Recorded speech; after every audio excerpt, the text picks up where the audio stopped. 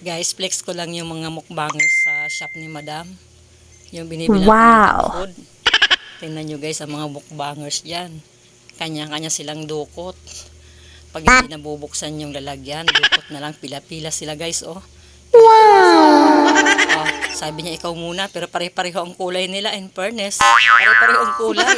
Sino ba dito yung, dami pong cat food dyan. Pero iisa lang ang pinipilahan nila. Siguro ito yung pinakamasarap.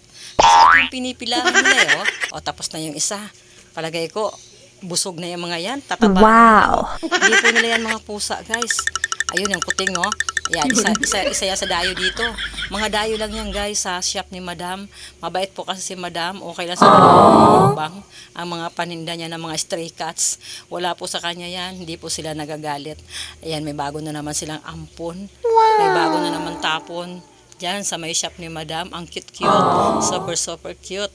Ayan nga, hindi ako nakapagpigil, dinampot ko at ang bigat niya. Ang bigat guys, kasi ang kinakain daw nito ay kung ano-ano lang. Tapos kung pinapakain din ng boy nila ng with food. Ayan, tinan nyo na guys, ang taba-taba, ang cute-cute niya, oh. Kulit niyan guys, oh, takbo-takbo siya. Malaya po sila dyan sa shop ni Madam, hindi po mahigpit. May-ari ng shop na yan, kaya po ay diyan ako bumibili sa kanila kasi mabait po yung may-ari dyan. Tapos hinahayaan lang nila gumala-gala yung mga kuting at magmukbang. Ayun po.